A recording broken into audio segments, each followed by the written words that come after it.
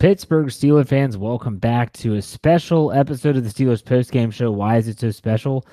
Because the Steelers didn't play. But you know what? Even though they didn't play, number one, we're still giving you a podcast. Number two, the Pittsburgh Steelers have improved their place in the AFC North standings.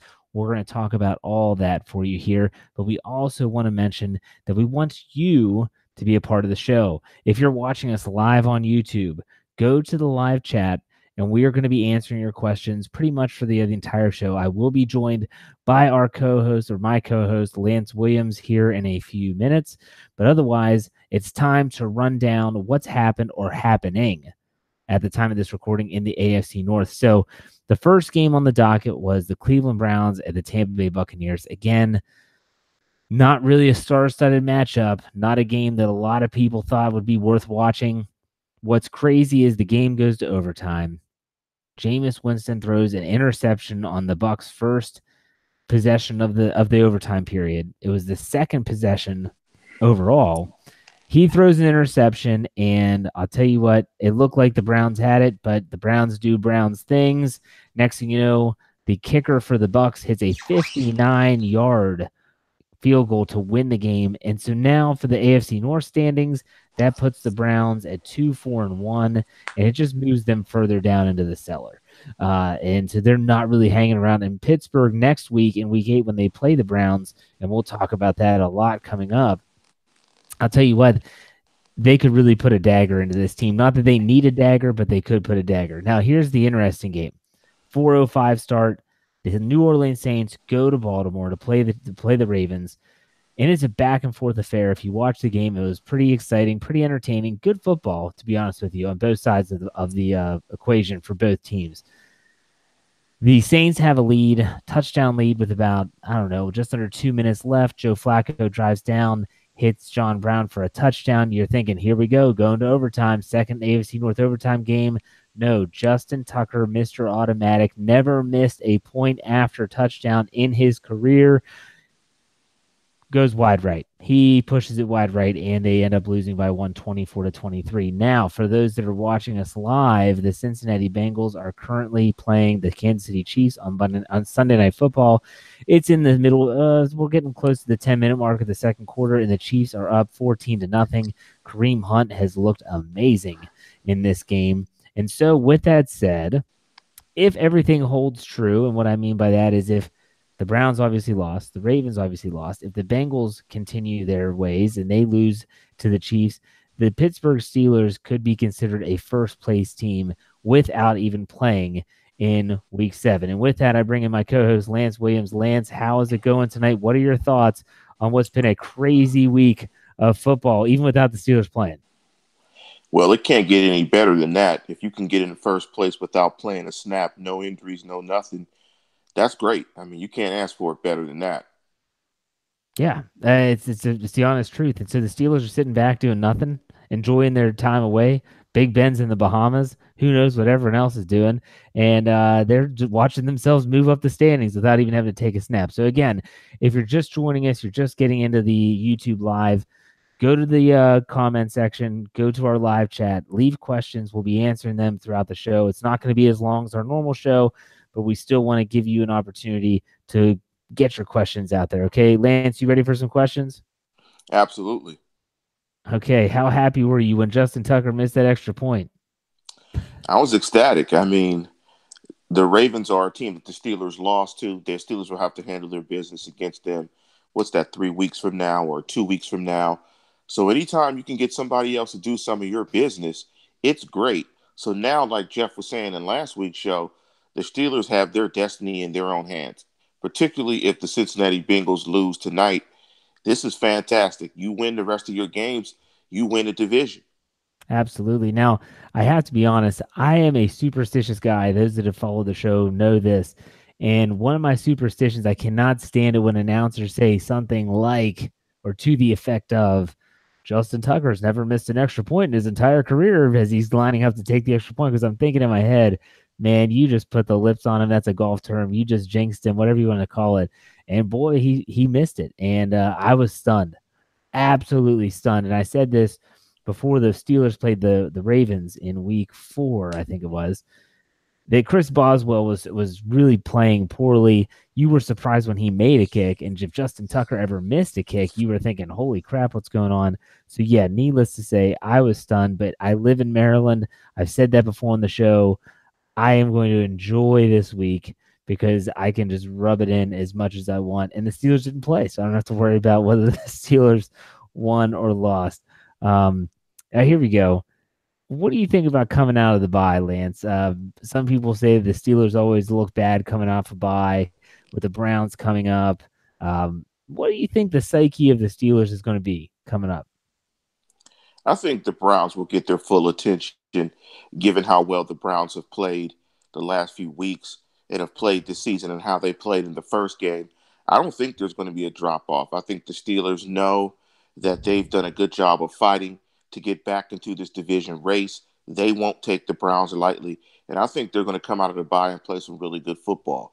And it's really good that you come out of the bye against a divisional opponent because that makes your preparation have to be the best that it can be because of the importance of a divisional game. Had it been against an NFC team, some team where the loss doesn't have the same impact, then maybe I think you could see that issue. But I don't think they're going to lose focus this week. Well, and there's also a silver lining to that tie that they had in week one. Don't think that Pittsburgh wasn't embarrassed by that. Don't think those players aren't going to remember that feeling when the Cleveland Browns are celebrating the tie. So we didn't lose. We actually came close to winning a game, and here's Pittsburgh in their locker room thinking, man, we feel like we just lost. That's going to resonate. I don't think that, I think some people might say, well, would they be looking ahead to the Ravens game the following week in week 9? I agree with you, Lance. An AFC North division game, and they've only won one.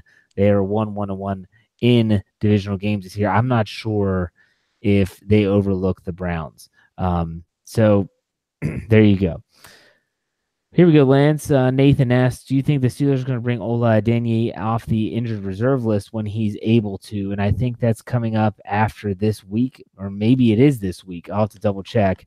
So, yeah, do you think they'll bring the outside linebacker off IR and put him onto the 53-man roster? They're only carrying 3 outside linebackers right now. I mean, from a numbers perspective, that makes sense. I'd have to take another look at the roster to see how much sense it actually makes. But I guess if I have to answer the question right now, I would say no, but we'll see. Well, if you move him up, you have to take someone away. So who would let's just brainstorm this a little bit. Who would you take off? I mean, Brian Allen was just promoted from the practice squad. He's a cornerback. They've got a lot of them. Jordan Dangerfield's kind of that special teams guy now, so I don't think they're going to take his helmet away. Justin Hunter, but if Darius Hayward, it's not just as simple. I hope people realize that anytime a player is coming off injured reserve or the PUP list, because Eli Rogers is going to be coming off the PUP list soon if he's healthy and the Steelers want him on the roster. Whenever you add someone, you got to take someone away, and it's never as easy as, we'll just add him to the roster. This isn't Madden, so you're going to have to send someone, you have to cut someone, see if they clear waivers, practice squad, all that good stuff. All right, here we go. Do you believe Le'Veon Bell will show up on Monday and sign the franchise tag, or will he wait until after the trade deadline? The rumors were, Lance, in case you didn't hear, the reports were that he is going to wait until after the trade deadline, which is October 30th, to report. The reason being he does not want to be traded. He cannot be traded unless he signs his franchise tag. And so if he waits after the Browns game, obviously leading up to the week 9 game against the Ravens, he would be eligible, and it would be post-trade deadline. What do you think Le'Veon Bell's next move is going to be? I mean, that would be the smart strategic move, but I can't say that the way he's handled this has been smart. So I really don't know. He hasn't had any contact with the franchise. Nobody's in communication with him. So I'm going to say yes. I'll say yes. He will show up. That makes perfect sense. But again, giving up close to, I guess at that point, $7 million doesn't make sense to me. But it makes sense to me if he does not want to get traded. And that's fewer games, fewer hits that he will come in after the trade deadline. Yeah, I mean, you think about it, and I know that fans are upset, and we've all been upset. And Lance and I have both voiced our opinions on Le'Veon Bell a multitude of times on this show and on other shows a ton. It's just been it's ongoing. The one thing you have to remember though is that he is still a tremendous talent. My question for you, Lance, is do you see and history doesn't show this, even you look back at D'Angelo Williams and other running backs that have split time with him, do you see them being handling this any different than they did in the past with James Conner? Because Conner has played so well. And I know that D'Angelo Williams in 2016 led the NFL in rushing before Bell came back, and then he just rode the pine basically for the rest of the year. How do you see him doing anything different with Bell when he does report? Because he's going to report eventually, but I do believe that. Do you see them handling any different? What game would that be if he comes in after the trade deadline? He would So be they're leading 3-2-1 now. It's 6 games. So what number game would that be? Well, that would be week 9. They've played 8 games. So if let's say they beat the Browns on Sunday, then they would be 4-2-1. So it would be their 8th game. Would that Raven game be after the trade deadline? No, yeah. So he would be reporting for the Ravens game. I think they're going to work him along slowly. I think James Conner will be the starting back probably for 2 to 3 games after that. And if Le'Veon Bell looks very good, depending on how his body responds, I think Le'Veon eventually will be the starter, and James Conner will be the starter next year, and they'll have a 2-back rotation. And I think that the offensive game plan will look like we've seen it look the last 2 weeks, but I think Le'Veon Bell will be the starter. Although I think James Conner at this point, is the better back, and I think he does make Le'Veon Bell replaceable. But I think Le'Veon Bell will start after a couple of games for the Steelers, and that'll be the last start that he has. And the last time, of course, he'll be a Pittsburgh Steeler, and he won't be with the team next year. Yeah. Do you think the Steelers, need to make a significant move to acquire an impact defensive player before the trade deadline? What are your thoughts? Do you think that's a must, or are you not willing to possibly give up what it would take to get one of those players? I don't think it's a must, but I would do it. I would try to piece together any package that I could to get Patrick Peterson out of Arizona. If you pair Joe Hayden with another premier cornerback, I think it elevates this defense into a top 15 unit. And I think in the National Football League, you don't have to have a great defense. The Ravens have a great unit. I think they play fantastic ball today. Anytime you can hold a New Orleans offense down to 24 points, that's playing really good defense.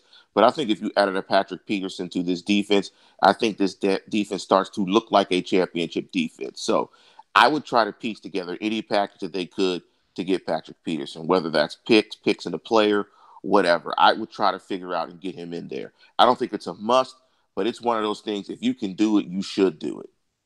So if Arizona says you're going to have to give us in this upcoming draft, you're going to have to give us your first round pick, and then in the following draft, you're going to give us a third. You're saying deal's done. A first and a third for Patrick Peterson? I'd do it immediately. That's a steep price, man. That's a steep price. He's a premier corner.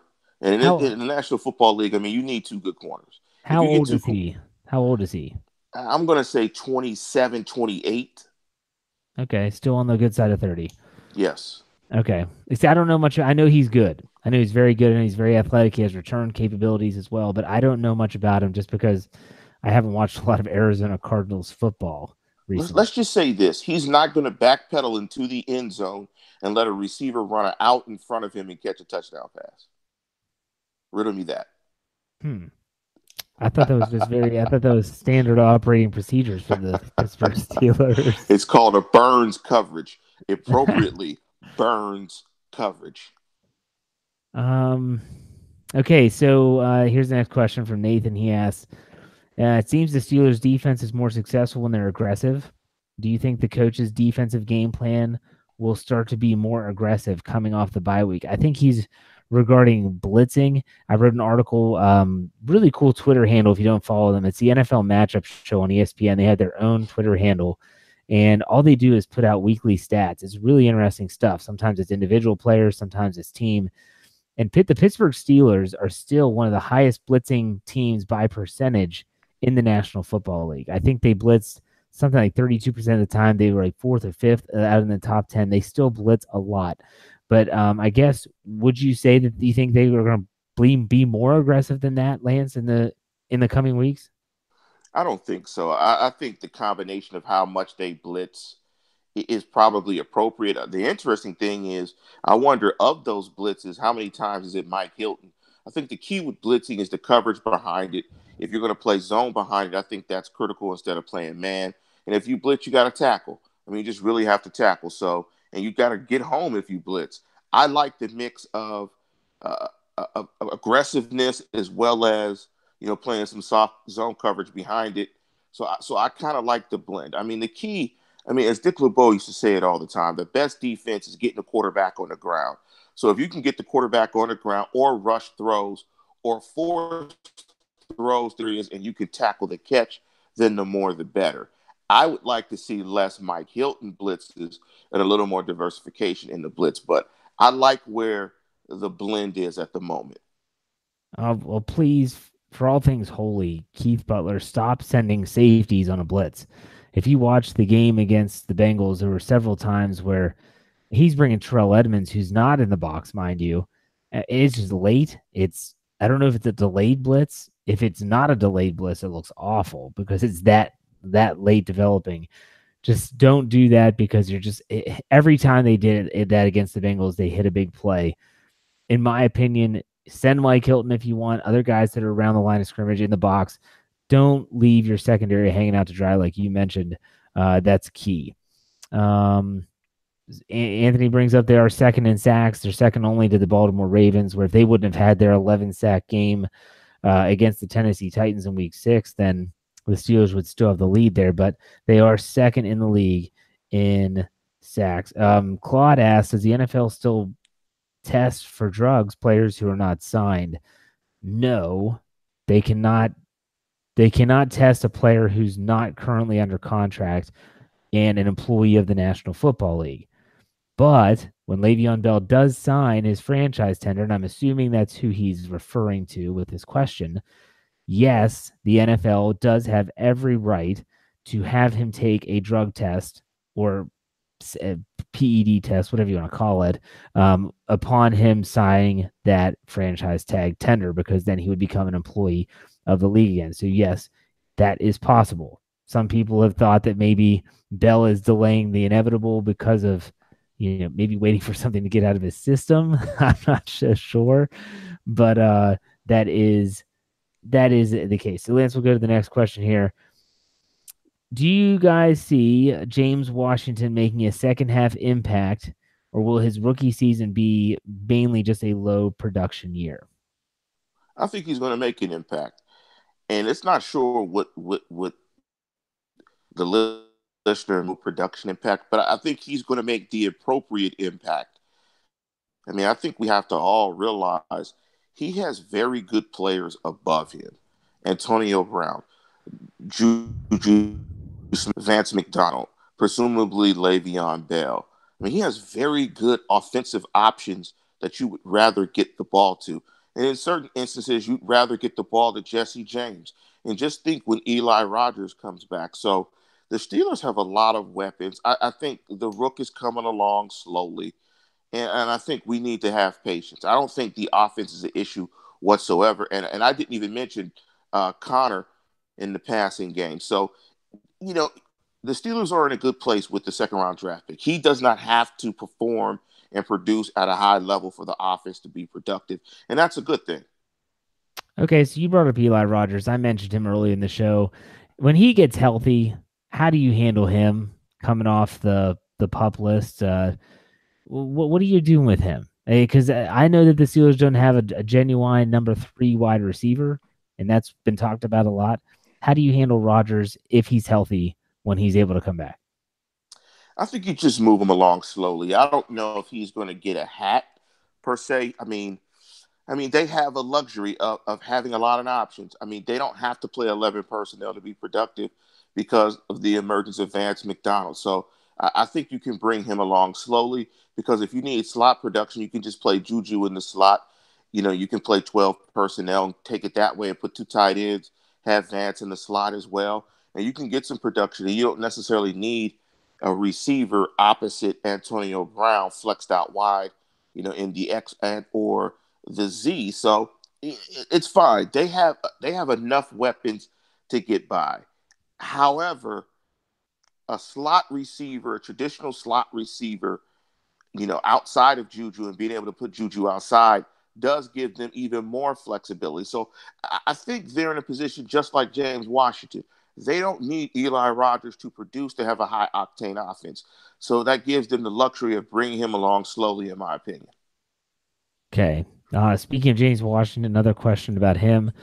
As a receiver, do you think his statistics will match up with Juju's rookie season? Let's not forget, folks, that Juju finished with over 900 yards receiving as a rookie. A lot of people, myself included, think that if he wouldn't have been suspended for that Vontaze Burfict hit, he would have gone over 1,000 yards.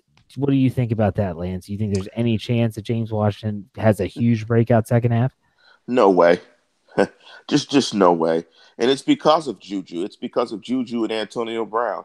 I mean, I'll throw this question back to the listeners, and thank you guys for jumping on the live chat. Who are you going to throw the football to? Are you going to throw the football to AB, Juju, or Vance McDonald?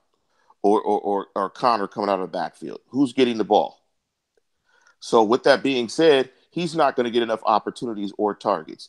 I mean, the only way he could get to that point would be if his yards per catch were 20 yards and above and he was catching 4 to 5 balls. I can't see that. I think it's just too far long into the season for him to have that bust out. But again, I don't know if the Steelers need it, but whatever he gives them, it's just gravy. Absolutely. Nathan asked another question. Do you think the Steelers are good enough this year to legitimately compete in the playoffs, or does this season maybe remind you more of last season? Let's do that. Let's compare and contrast this year to last year. Well, when I hear legitimately, and being a Pittsburgh Steelers fan and a Pittsburgh native, legitimately means, are they good enough to win a 7th world title? Legitimately does not mean win a playoff game or win 2. It means win the whole thing in my book. And I just don't think the defense is good enough right now to win the whole thing. Go get Patrick Peterson. Yes, they can win the whole thing. Okay. Yeah, I mean, this team seems resilient. I will say that. And last year, I felt that it was a year where they got a lot of gifts. We'll put it that way. I felt that 13-3 season was kind of a mirage in a way. You're supposed to play Aaron Rodgers, you get Huntley. You're supposed to play Andrew Luck, you get whoever they had. You're supposed to play Deshaun Watson, you had whatever warm body the Houston Texans were throwing out there. Hey, the Steelers can't apologize for that.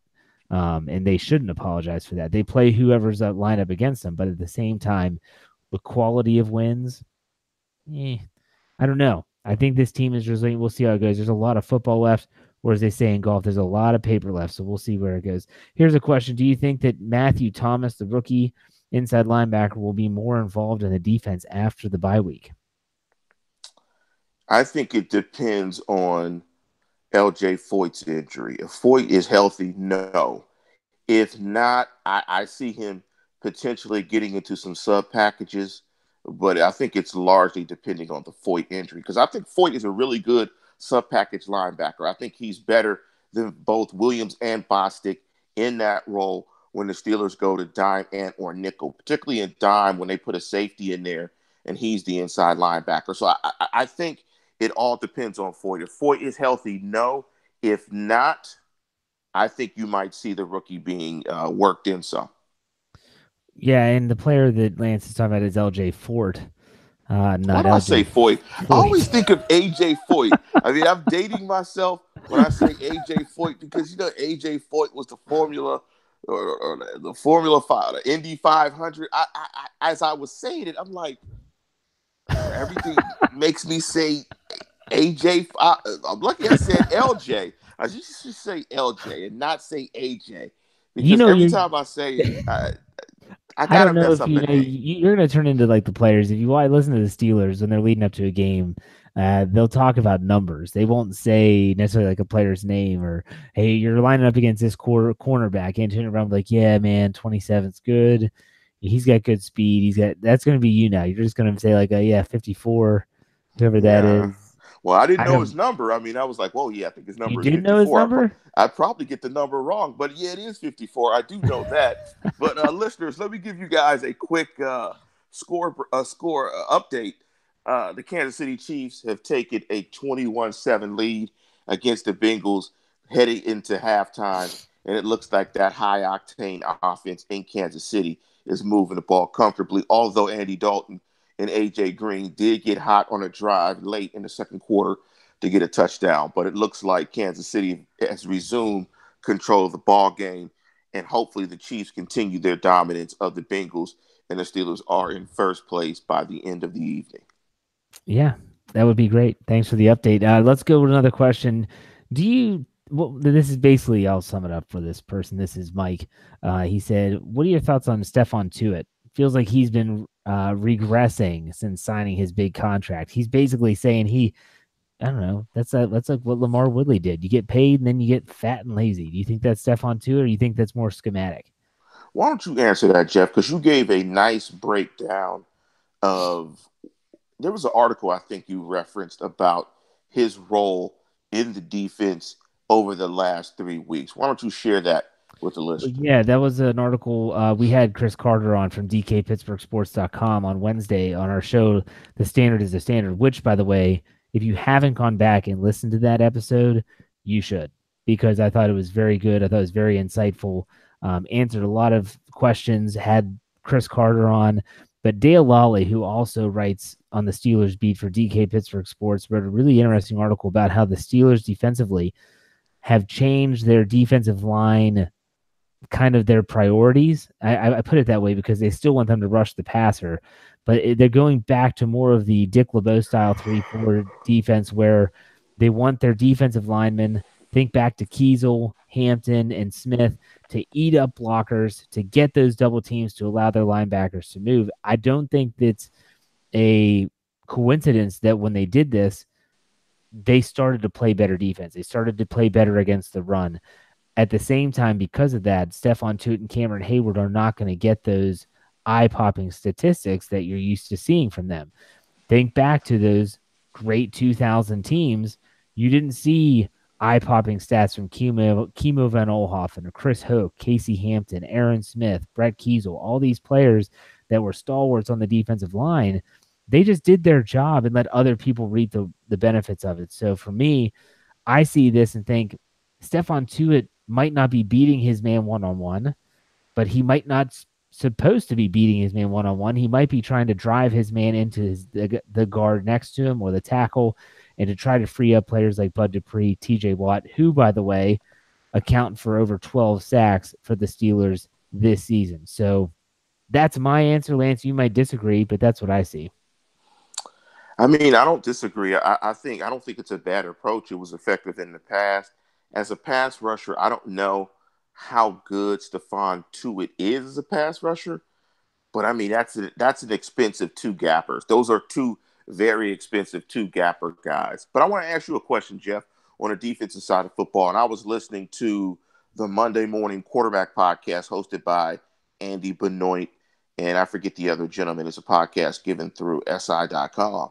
And he was talking about how he might, as a defensive coordinator, sacrifice giving up yards in the run to play seven defensive backs pretty much regularly to really structure your defense to taking away the pass. What's your thought about that? I thought about that for a bit and said, I don't know if I could do that as a base defense all of the time, but that's definitely a wrinkle that I could see happening more and more in the National Football League, where you're playing with three safeties and four corners, and you're really trying to defend the pass and flood everything and make throws very difficult. Okay, well, I think about when you say that, I immediately think to myself, if I'm Randy Fichtner, if I'm Ben Roethlisberger, if I'm the Pittsburgh Steelers with the personnel that they have right now, man, I got a feeling that if a defense were trying to do that to this Steelers offense, they would eat all day. I just feel like that they're good enough run blocking, especially now that everyone's back, everyone's healthy on that offensive line. I feel like James Conner would have a huge day. Now, if you're playing a team that doesn't have the running game, that isn't I don't know, that downhill team. And I'm not saying Pittsburgh is that downhill team. I don't know. Like you said, I agree with the sub packages in certain situations. We'll say third and long. You throw that out there. I can see that. But running that all the time, man, that's light. You're really Well, let light in me the ask you. box. Well, let me ask you this way: do you think running games in the National Football League, any running game, is consistent or good enough to beat you? That do you think you could give up some yards in the run, play really good situational defense on third down and in the red zone, and hold up being that light As your base defense? as your base defense? You're running three safeties, four corners on the field. You're playing, so you'd have seven defensive backs, two linebackers, or maybe one linebacker and three defensive linemen, or any way you wanted to align it up front with the remaining four players. Yeah, I don't know. I mean, shoot, there's people that said that Ryan Shazier's size and ability was more of a safety in the box, anyways. He's not the heaviest guy. So if you would consider him a safety type, then it could work because he can cover, he can also stop the run, and he can run sideline to sideline. But at the same time, if you're talking more of a standard traditional safety type, I don't think it could work. Maybe a couple years down the road as the NFL continues to evolve into nothing but a passing league. But right now, I still think there's teams like the New Orleans Saints, the Kansas City Chiefs that are playing now. I even think the Pittsburgh Steelers might be able to be lumped into that category. Baltimore Ravens, they're willing to run the football, and those teams would give that defense fits, in my opinion. But that's just me. What do you think? I think it'd be an interesting experiment. I think you could get away with it as long as you had the personnel to put out the fire if you needed to. So if you could go seven, and if you were getting gouged in a run game and feeling a little squeamish, you could put Hargrave in it. I just don't think defensive coaches are willing to be patient enough with it and give up yards and watch their offenses sit on the sidelines potentially if you can't stop the run. Well, that's because defensive coordinators like to have a job. I mean, that's the thing. Who is going to guinea pig that at the National Football League level and say, "Yeah, I'll sacrifice my job because if it doesn't work, you're done. You're done. Chip Period." Kelly. Chip Kelly. Exactly. No, Chip Kelly would do that's a great it. example of a guy that said, "I'm going to take a college scheme and I'm going to bring it to the pros." And what happened? Fell flat on his face. And 2 years later, they end up winning a Super Bowl with almost the same roster. So, yeah, I don't know how many coaches would do that, but maybe there is one crazy enough out there to do it. I feel like that's the evolution of the game. It's the way they're trending, but just not right now. Just not right now. So, Lance, I'll tell you what, the questions have kind of gone dry a little bit. So why don't we do you have anything to say to the listeners before we wrap it up tonight? Hey, it's an awesome week. The Steelers are probably going to be in first place. Kansas City's moving to football, trying to go up 28-7. Looks like a fantastic weekend. The Steelers are going to be in first place with no injuries. That sounds like the best weekend it could possibly be. Yeah, that's going to be tough to argue with.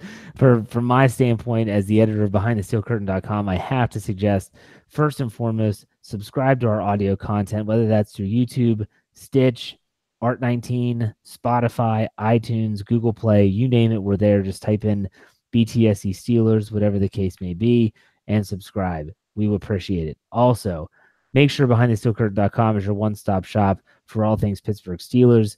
We will have this show as well as all of our shows.